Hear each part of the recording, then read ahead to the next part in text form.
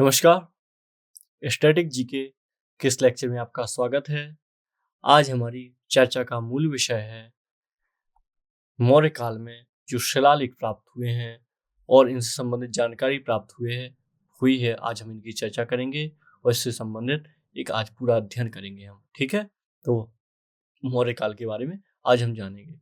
तो जैसा कि आप जानते हैं, जो मौर्य पीरियड है, मौर्य काल है, ये 322 ईसा पूर्व से 185 ईसा पूर्व तक चला। इसके बाद जो बृहदत्त था, इसका जो अमात्य था पुष्यमित्र शुंग, इसके द्वारा हत्या कर दी गई और शुंग वंश का शासन स्थापित हो गया। 322 ईसा पूर्व में चंद्रगुप्त मौर्य ने इस साम्राज्य की स्थापना की थी कौटिल्य नामक एक विद्वान की सहायता से। इसके बाद में 185 तक ही चल पाया। तो हम ये बेसिक बात जानते हैं इसके बारे में। तो हम आज मौर्यन इंस्क्रिप्शन या फिर जो शिलालेख के जरिए आज इसके चर्चा करेंगे मौर्य साम्राज्य की, इसकी गवर्नेंस, एडमिनिस्ट्रेशन, कल्चर और भी अन्य चीज़ों पर इसकी प्रकाश डाला गया है इन शिलालेखों में। तो इन सब की भी चर्चा करेंगे। तो ये 322 से 185 ईसा पूर्व तक माना गया है इसका कालक्रम। याद रखिएगा, चंद्रगुप्त मौर्य को यूनानी जो दस्तावेज थे, इसको विलियम जोन्स वगैरह ने, बहुत सारे लोगों ने इसका अध्ययन किया था और आखिरकार ये पता लगा लिया था सेंडोकुटस ही चंद्रगुप्त मौर्य है। क्योंकि यूनानी जो दस्तावेज है, यूनानी जो साहित्य है, उसमें सेंडोकुटस शब्द बहुत आता है बार बार। तो इस तरीके से इसको चंद्रगुप्त मौर्य के रूप में इसकी पहचान की गई है विलियम जोन्स और तमाम विद्वानों के द्वारा, आप देखेंगे इतिहास में। ठीक है, तो ये चंद्रगुप्त के द्वारा खोजा गया के जो द्वारा मतलब ये साम्राज्य स्थापित किया गया था। इसके बाद ये लगातार एक्सपेंड होता रहा और इसका जो दूसरे पुत्र था, जिसको अमित्रघाती बोलते हैं, इसका पुत्र था जो, इसने भी इस साम्राज्य को संभाल के रखा। और आप देखेंगे आगे चल के जो अशोक था, इसके काल में ये साम्राज्य अपनी परम ऊंचाइयों पर पहुंच जाता है और स्थायित्व भी प्राप्त रहता है इस साम्राज्य को। इस तरीके से हमें इन सब की जानकारी मिलती है मौर्यन एम्पायर और ये शिलालेखों के माध्यम से। तो आइए बात कर लेते हैं इम्पोर्टेंट जो इंस्क्रिप्शन है इनकी पहले चर्चा कर लेते हैं। जो पहले तो ये बात कर लेते हैं, जो है मौर्य साम्राज्य है, इसकी जानकारी किन किन शिलालेखों में मिलती है और किन किन चीज़ों से मिलती है। तो हमें मुद्राराक्ष से जानकारी मिलती है मौर्य काल की, हमें मिलती है इंडिका से जानकारी मिलती है, हमें जस्टिन नामक एक लेखक है, इससे जानकारी मिलती है। जैसे मेगास्थनीज की इंडिका मौर्य काल के प्रशासन, समाज और अर्थव्यवस्था पर प्रकाश डालता है। ठीक है, और ये जस्टिन जो है, यूनानी लेखक जस्टिन के अनुसार चंद्रगुप्त ने पूरे भारत पर विजय प्राप्त की थी। इंडिका हो गई, दीपवंश एवं महावंश हो गए, सिंगली साहित्य है यानी श्रीलंका का साहित्य है। और इसके अलावा जूनागढ़ अभिलेख हो गया। ये जूनागढ़ जो अभिलेख है, ये रुद्रदामन के द्वारा लिखवाया गया था। जूनागढ़ अभिलेख ये पूरी तरह शुद्ध संस्कृत का अभिलेख है। तो आप देखेंगे रुद्रदामन जो था एक शक शासक हुआ करता था, तो एक विदेशी शासक ने प्योर संस्कृत में अभिलेख लिखवाया हुआ था। इसमें चंद्रगुप्त नाम का उल्लेख किया गया है, इसलिए महत्वपूर्ण है जूनागढ़ अभिलेख। ये गुजरात में गिरनार पहाड़ियों में। इस समय मौर्य काल में निर्मित सुदर्शन झील की जानकारी प्राप्त होती है। तो सुदर्शन झील की जानकारी प्राप्त होती है। आगे चल के आप देखेंगे मौर्य काल में भी आपको एक बार फिर से सुदर्शन झील के बारे में पता चलता है। तो इस झील का निर्माण चंद्रगुप्त मौर्य के शासनकाल में पुष्यमित्र वैश्य नाम के गुजरात के सौराष्ट्र प्रांत में सिंचाई व्यवस्था के लिए करवाया था। पुष्यमित्र शुंग नाम के एक व्यक्ति ने करवाया था, या जो मौर्य साम्राज्य से संबंधित व्यक्ति था। तो ये हमें जानकारी प्राप्त होती है जूनागढ़ में। तो इसके बाद जो अशोक के अभिलेख हैं, ये बहुत ज्यादा महत्वपूर्ण है। तो अशोक के अभिलेख सबसे पहले तो ये जानना जरूरी है, 4-5 श्रेणी विभाजित, जैसे दीर्घ शिलालेख, लघु शिलालेख, पृथक शिलालेख, दीर्घ स्तंभ लेख और इसमें लघु स्तंभ लेख। तो इस तरीके से अशोक के शिलालेख इस तरीके से 5 भागों में विभाजित हैं, 5 मुख्य भागों में, जिसमें से दीर्घ शिलालेख बहुत ज्यादा महत्वपूर्ण है। आप देखेंगे अशोक के अभिलेख है ब्राह्मी खरोष्ठी, इनकी भाषा क्या है? ब्राह्मी खरोष्ठी। ये क्या होती है, ये बात करेंगे। अरामाइक, ग्रीक, इस तरीके से इन सब लिपियों में अशोक के लेख मिलते हैं। भाषा नहीं है, लिपि है, याद रखिएगा। लिखने का क्रम है। लिपि का मतलब क्या होता है? जो हम लिखते हैं ना, इसको लिपि बोलते हैं। उदाहरण के तौर पे जो ब्राह्मी लिपि है, ये बाएं से दाएं लिखी जाती है, लेकिन जो खरोष्ठी है ये दाएं से बाएं लिखी जाती है, इस तरीके से।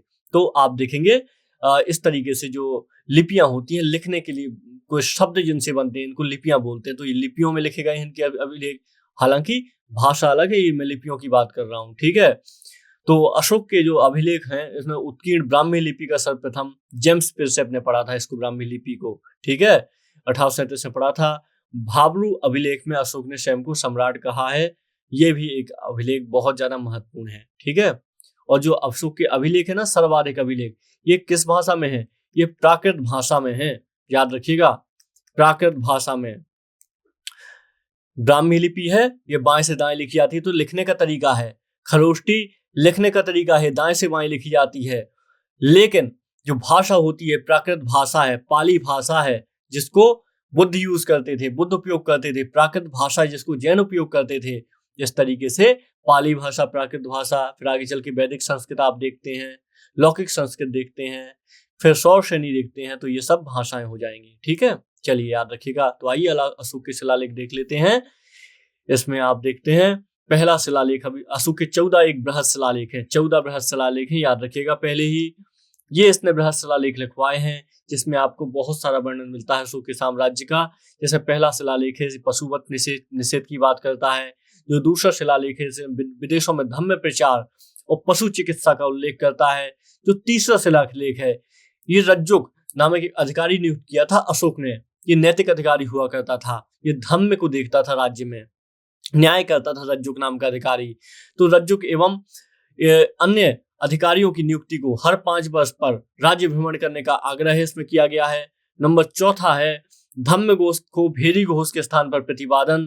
तो आप देखते हैं पहले भेरी घोष चलता था, युद्ध नीति चलती थी, तो युद्ध नीति के नीचे आगे इसने धम्म नीति को स्थान दिया, धम्म नीति। तो धम्म घोष का इसने जिक्र किया भेरी घोष के स्थान पर। अगला हो जाएगा धम्म महामात्रों की नियुक्ति हो जाएगी। इसमें 6वां जो अभिलेख है इसमें जन मामलों के निपटाने के लिए प्रशासनिक सुधारों का उल्लेख है। जो 7वां अभिलेख आप देखते हैं तो इसमें अशोक के सभी धार्मिक मतों के प्रति निष्पक्षता और सहिष्णुता दिखाई देती है। इसका उल्लेख भी है कि मेरे राज्य में कोई भी रह सकता है, चाहे वो किसी भी धर्म का हो, बस हिंसा नहीं करनी है, अपराध नहीं करना है। ऐसा नहीं है कि अपराध करने पर दंड नहीं दिया जाएगा, लेकिन जो बेगुनाह लोग हैं उन पर कोई दंड नहीं होगा।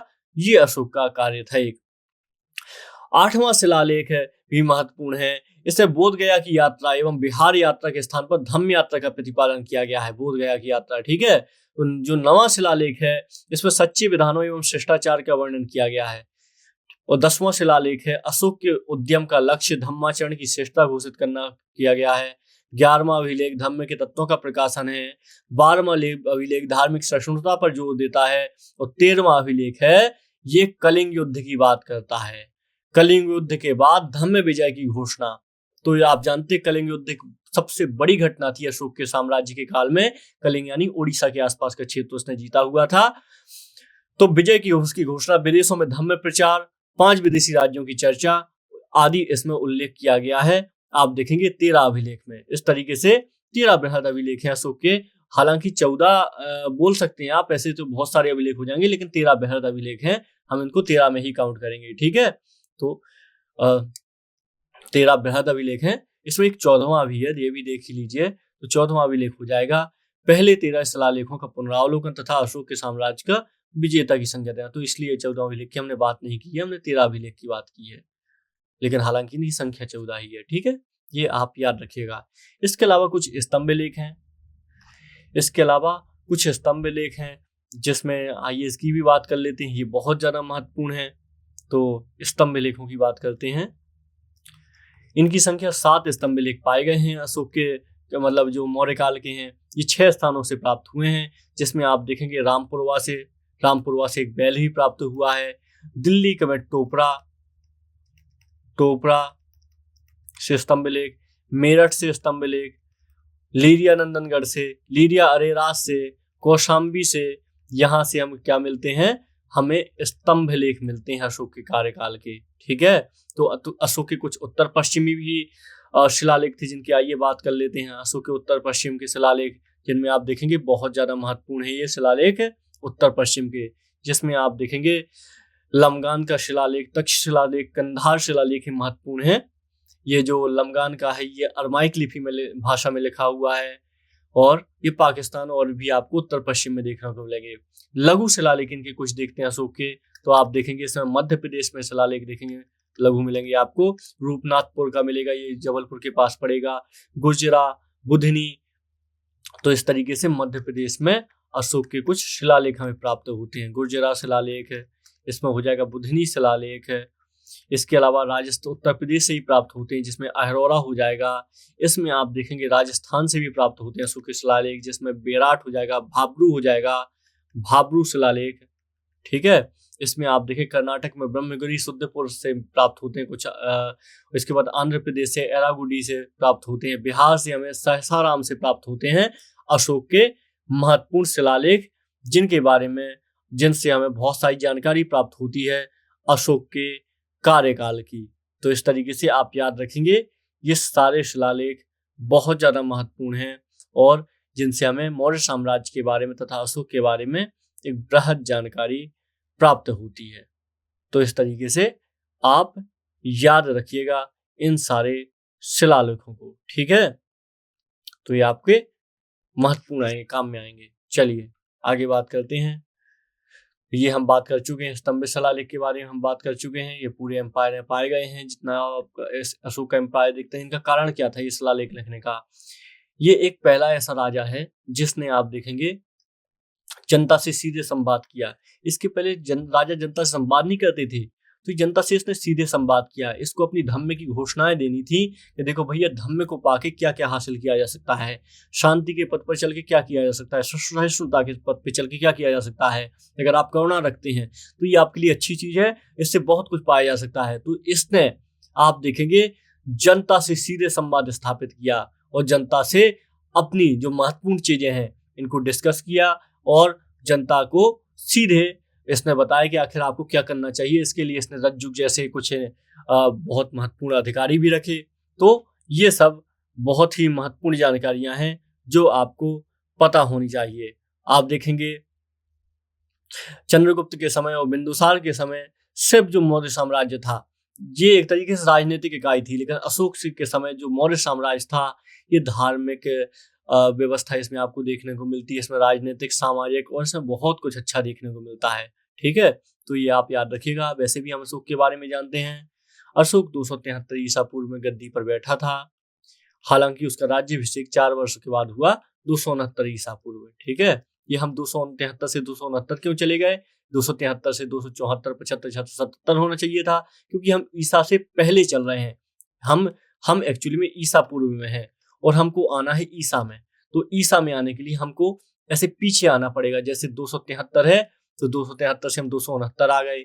इसी तरह हम 187 आ जाएंगे, 85 आ जाएंगे और लगातार हम कम होते जाएंगे तो हम ईसा को पा जाएंगे। फिर ईसा पे जब हम आ जाएंगे तो फिर हम बढ़ना आगे कर देंगे। जैसे हम 185 ईस्वी कर देंगे, 200 ईस्वी कर देंगे, 319 ईस्वी कर देंगे, तो इससे हम आगे बढ़ते लगेंगे। इससे हम जो हम बहुत पहले चल रहे हैं ईसा से, तो हम उससे 0 पे आ रहे हैं। तो ये आप याद रखिएगा। ठीक है, तो राज्याभिषेक 269 में हुआ। अशोक की माता शुभद्रांगी थी, चंपा के ब्राह्मण की पुत्री थी, ऐसा माना जाता है अशोक के बारे में। अशोक शासक बनने से पहले अशोक गवर्नर था, तक्षशिला का गवर्नर रह चुका था, अवंती यानी उज्जैन का गवर्नर रह चुका था। तो शासक बनने के पहले वह उज्जैन का ही गवर्नर था। तो ठीक है, ये आप याद रखिएगा। तो अशोक के अभिलेखों में कारुबाकी अभिलेख, जो कारुबाकी अभिलेख हैं, कारुबाकी एवं उसके पुत्र तीवर का उल्लेख किया गया है। इसके जो अशोक के अभिलेख है इसमें कारुबाकी एवं उसके पुत्र तीवर, इन दोनों का उल्लेख किया गया है। कारुबाकी से उत्पन्न पुत्र है ये तीवर, तो इन दोनों का उल्लेख किया गया है। ठीक है, ये याद रखिएगा। अशोक का एक ग्रंथ है दिव्यावदान। ये कौन सा ग्रंथ है? ये बौद्ध ग्रंथ है दिव्यावदान। ये बौद्ध ग्रंथ है दिव्यावदान। इसके अनुसार पद्मावती अशोक की अन्य पत्नी थी, इसके बारे में हमें जिक्र मिलता है।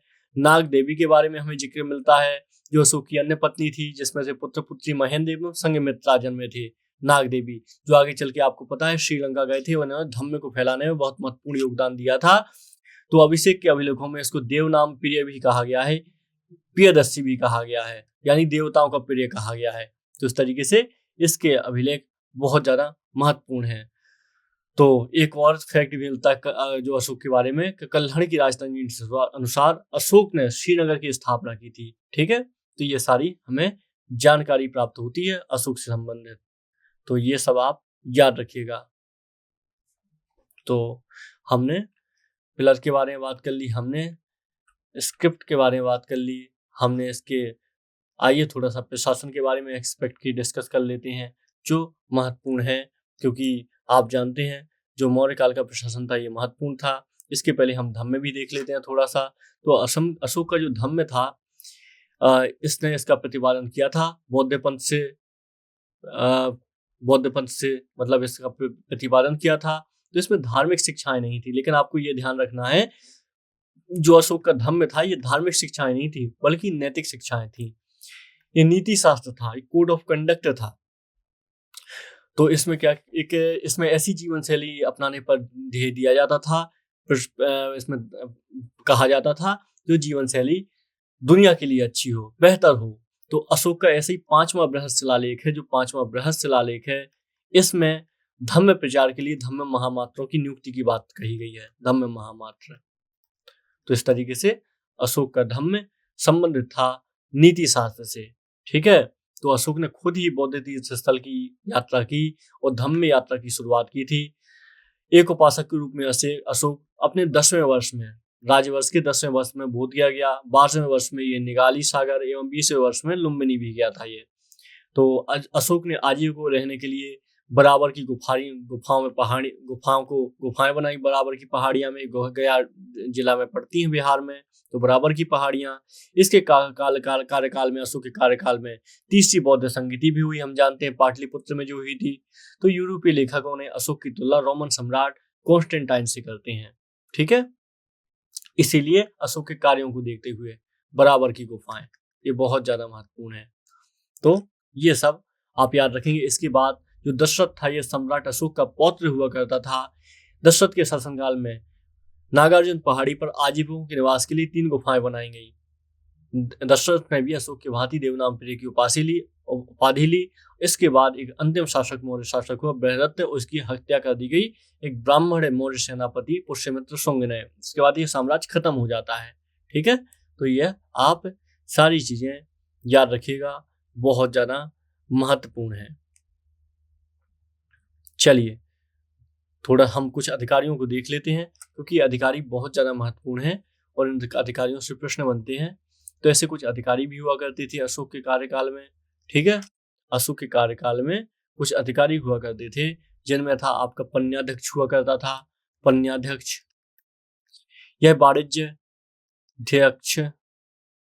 यह वाणिज्य का प्रधान हुआ करता था, वाणिज्य व्यापार का। सीता अध्यक्ष हुआ करता था, कृषि विभाग का अधिकारी था। सीता भूमि को आप जानते हैं राजकीय भूमि कहा जाता था। पोतवाध्यक्ष मापतौल का अधिकारी था। पत्तनाध्यक्ष बंदरगाहों का अध्यक्ष था। तो इस तरीके से आप देखेंगे मौर्य काल के प्रमुख अधिकारी थे। चंद्रगुप्त मौर्य के समय 4 प्रांत थे, परंतु अशोक के शासनकाल में कलिंग विजय के बाद 5 प्रांत हो गए थे। इसलिए ये याद रखिएगा।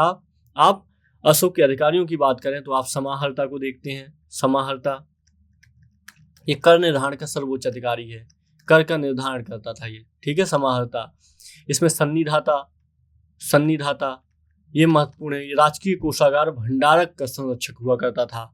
ये व्यवहारिक दीवानी न्यायालय का न्यायाधीश हुआ करता था। धम्म महामात्र समाज में सामंजस्य की स्थिति के लिए उत्तरदायी होता था। रज्जुक साम्राज्य में न्याय कार्य करने वाले अधिकारी थे, जो अशोक ने ही इनको शुरू किया था, इनको नियुक्त करना। ठीक है, इस तरीके से आप प्रदेष्टा याद रखिएगा। फौजदारी न्यायालय का मुख्य प्रधान हुआ करता था। तो इस तरीके से आप देखेंगे तो मौर्य काल में एक बहुत लंबा प्रशासन हुआ करता था, और इतना बड़ा प्रशासन शायद ही किसी और कार्यकाल में हुआ जितना मौर्य कार्यकाल में था। और ये आज का जो मौर्य काल कार्यकालीन प्रशासन है, आज भी आपको इसकी झलक देखने को मिलती है। ऐसे बहुत सारी चीजें हैं जो आज भी हम देखते हैं और जो अब भी हमारे जो प्रशासन का भाग बनी हुई है। ऐसी ही थी एक समिति क्या हुआ करती थी, मेगास्थनीज ने इसके बारे में बताया है। नगर प्रशासन के लिए 6 समितियां थी, जो प्रत्येक में 5 सदस्य हुआ करते थे। ये क्या काम करती थी? ये नगर प्रशासन को चलाने का कार्य करती थी। इस तरीके से आप देखेंगे ग्राम स्तर पर भी एक अच्छे तरीके से संचालन किया जाता था प्रशासन का। प्रांत का प्रशासक कुमार या आर्यपुत्र हुआ करता था। विषयपति विषय का मुखिया था, और ग्रामी किसका हुआ करता था? ये ग्राम का मुखिया हुआ करता था, ग्राम का प्रधान हुआ करता था। 10 ग्रामों को संभालता था, तो गोप इसके अतिरिक्त। ठीक है, तो इस तरीके से कुछ ग्राम स्तर पे जो मंडल स्तर था इसको भी शासन, इसका साम्राज्य संभाला जाता था। तो ये आप याद रखेंगे।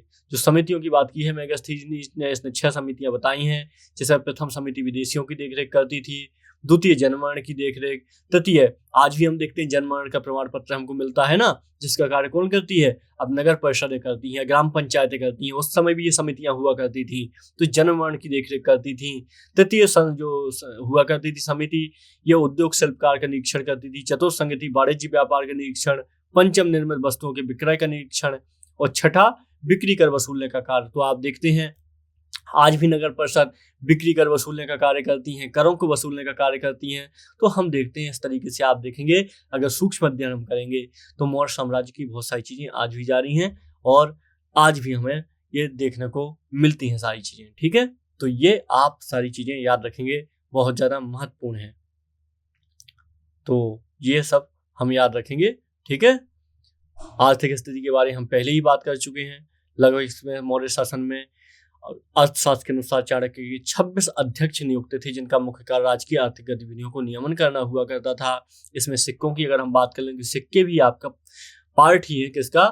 सिक्के भी आपका पार्ट है स्टैटिक जीके का। तो इसमें निष्क नाम का एक सिक्का हुआ करता था, स्वर्ण का सिक्का हुआ करता था। हालांकि इस काल में स्वर्ण के सिक्के बहुत नहीं चले, इसमें चांदी के सिक्के जो हुआ करते थे, जिनको पण कहा जाता था, इनको कासारपण भी कहीं कहीं नाम मिलता है। तो कासारपण ही चलते थे, चांदी के सिक्के होते थे। ठीक है, इसके अलावा एक अधिकारी हुआ करता था लक्षणाध्यक्ष। लक्षणाध्यक्ष ये क्या काम किया करता था? लक्षणाध्यक्ष इसका मुख्य कार्य हुआ करता था, सिक्कों को जारी करने वाला अधिकारी हुआ करता था लक्षणाध्यक्ष। तो ये आप याद रखिएगा। कुछ ललित कला वास्तुकला पे नजर डाल देते हैं। तो मौर्य कला का इसमें बहुत महत्वपूर्ण योगदान है। आप देखेंगे अशोक ने कई नगरों की स्थापना की थी। रॉक एडिक्ट में आप देखते हैं कई नगरों की इसने स्थापना की थी, जिसमें श्रीनगर, ललित पाटन यानी नेपाल में एक नगर है, ये सब प्रमुख हैं। इसके अलावा राजा प्रसाद आप देखेंगे तो समुद्र चंद्रगुप्त मौर्य का राजा प्रसाद लकड़ी का बना था। आज भी इसमें 80 स्तंभ वाले राजा प्रसाद के अवशेष हमें मिलते हैं। कहाँ पे? पटना में मिलते हैं। आप देखेंगे दीदारगंज पटना के निकट यक्षिणी की मूर्ति मिली है, जो मूर्ति कला का उत्कृष्ट उदाहरण है। तो इस तरीके से गुफा इसके अलावा मिलती हैं, गुफा के हमें अवशेष मिलते हैं। जैसे बराबर की गुफाड़ी हो गया गया के निकट, ये भिक्षुओं के लिए बनाई गई थी। ठीक है, अशोक के पौत्र दशरथ ने लोमस ऋषि, ये बराबर समूह की सबसे प्रसिद्ध गुफा है, एवं नागार्जुनी गुफाओं का निर्माण करवाया था। ठीक है, तो ये दशरथ ने करवाया था। तो गुफा स्तंभ, इसके अलावा जो हम बात करें इसमें अशोक के स्तंभ को देखें हम, जो अशोक ने स्तंभ बनवाए हुए थे, तो आप देखेंगे इसमें ये एकाश्म पत्थर से बने। एकाश्म पत्थर का क्या मतलब होता है? एक पूरे पत्थर को उठाया, इसके बाद इसी पत्थर को काट के एक अच्छा से इन्होंने बाकायदा एक स्तंभ बना दिया, बहुत शानदार, जिसपे ऊपर शेर बैठा हुआ है। इसपे पत्थर को जोड़ा नहीं गया है, बल्कि एक ही पत्थर को तराश के बनाया गया है। तो इसको मोनोलिथिक कहा जाता है, अर्थात एक ही पत्थर से बनाए गए हैं। ये जो अशोक के स्तंभ हैं, ये चुनार के बलुआ पत्थर से बनाए गए हैं। ठीक है, इन पॉलिशदार स्तंभों के केवल शीर्ष भाग में जोड़ा गया है, जिनमें सिंह और सांड विलक्षण वास्तुशिल्प के उदाहरण प्रमाण है। तो इसमें जो सिंह और ये सांड है, इनको बस जोड़ा जाता है, इनमें बाकी सब मोनोलिथिक है। तो जिसमें हम जानते हैं सारनाथ के स्तंभ का सिंह उत्कृष्ट स्तंभ का शीर्षों में से एक है, जो हम जानते हैं भारत में राजकीय चिन्ह के रूप में भी हम लेते हैं। इसके अलावा आप देखेंगे लीरिया नंदनगढ़ का अशोक स्तंभ है। लीरिया नंदनगढ़ का अशोक स्तंभ, रामपुरवा का वृषभ, बैल, शीश भी वास्तुकला के उदाहरण है। रामपुरवा का जो आपको बैल देखना हो तो आप देखेंगे कितना प्रसन्न चित्र में बैल है, और ये आपको अब राष्ट्रपति भवन में दिखाई देगा। रामपुरवा का जो बैल होता है अब राष्ट्रपति भवन में रखा हुआ है। स्तूप, तो स्तूप का उदाहरण भी हमें सबसे पहले ऋग्वेद में मिलता है, लेकिन जो स्तूपों का निर्माण शुरू हुआ, ये शुरू होता है अशोक के कार्यकाल में। आप देखेंगे इसमें सांची का स्तूप हो जाएगा, भरहुत का स्तूप हो जाएगा सतना में, सारनाथ स्थित धर्मराज का स्तूप हो जाएगा। ये अशोक ने इनका निर्माण करवाया था। हालांकि जो स्तूप है ये जनजातीय कलाओं से आए हुए हैं, जनजातीयता से आए हुए हैं बौद्ध धर्म में। ये पूरी तरह बौद्ध धर्म की चीजें नहीं है, तो याद रखिएगा इसके बारे में। ठीक है, तो ये आप सब चीजें याद रखेंगे, और ये बहुत ज्यादा महत्वपूर्ण चीजें हैं आपके स्टैटिक जीके से संबंधित। ठीक है, तो ये हमने काफी सारी बात की आज हमने। और हमने जो मौर्य साम्राज्य है इसके स्ट्रेटेजी के संबंधित पार्ट को कवर किया, इसके बारे में जाना। तो ये सब याद रखेंगे। हमने इनके बारे में बात की थी। माइनर रॉक एडिक्ट के बारे में हमने बात कर ली। इसमें हमने इंस्क्रिप्शन की बात कर ली, जो लगभग पूरे भारत देश में पाई जाती हैं। इसमें से हमने बृहद शिलालेख और लघु शिलालेख दोनों के बारे में बात कर ली। ठीक है। इंस्क्रिप्शन और अशोका सक्सेसर, इसमें हमने बात की थी। दशरथ की हमने बात कर ली। हमने बृहदत्त की बात कर ली। दशरथ में हमने देखा था किस तरीके से इसने लोमश ऋषि की गुफा बनाई हुई है बराबर की पहाड़ियों में, जो बहुत ज्यादा प्रसिद्ध है। तो हमने इसके बारे में बात कर ली। ठीक है। तो इस चीज से चीजें हमने देखी। बाइलिंगुअल मल्टीलैंग्वेज इंस्क्रिप्शन, इसमें हमने देखा किस तरीके से ग्रीक, अरामाइक, प्राकृत भाषा का प्रयोग किया, इसने ग्रीक का प्रयोग किया, इसने अरामाइक लिपि का प्रयोग किया, इसमें खरोष्टी का प्रयोग किया और ब्राह्मी लिपि का प्रयोग किया। हमने इन सब के बारे में देखा और अशोक के शिलालेख से संबंधित हमने जानकारी प्राप्त की, इनके बारे में हमने जाना। ठीक है। तो अशोक के शिलालेख तो बहुत ज़्यादा महत्वपूर्ण है, क्योंकि ये बहुत लगभग आपको उत्तर पश्चिम में या आपको अफगानिस्तान के आसपास से मिलने शुरू होते हैं और पूरे भारत में प्राप्त होते हैं। तो अशोक के शिलालेख है बहुत ही ज़्यादा महत्वपूर्ण है। ठीक है। तो ये आप याद रखिएगा। चलिए आगे बात करते हैं।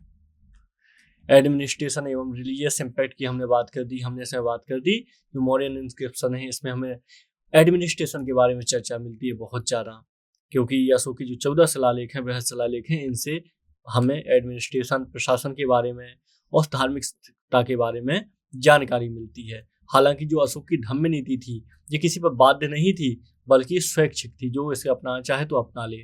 ठीक है। तो ये स्वैच्छिक थी। तो इस तरीके से अशोक की धम्म नीति महत्वपूर्ण है। इसमें हमने इंस्क्रिप्शन की बात की, इसमें किस तरीके से आज भी जो अवशेष हैं सब सुरक्षित है। जैसे हमने देखा सांची का स्तूप हो गया, ये यूनेस्को की विश्व धरोहर सूची में शामिल है। ये यूनेस्को की विश्व धरोहर सूची में शामिल है और आज भी ये हमारे यहाँ पे है, मध्य प्रदेश में आपको देखने को मिलेगा। और इस तरीके से तमाम जो अभिलेख हैं, स्तूप हैं, ये आज भी संरक्षित हैं और आर्कियोलॉजिकल ऑफ इंडिया के द्वारा, ये पुरातत्व सर्वेक्षण के द्वारा इनकी रक्षा की जाती है। तो हमने कुल मिला के आज हमने एक बेहतर टॉपिक के बारे में देखा। मिलते हैं किसी अन्य टॉपिक में। नमस्कार।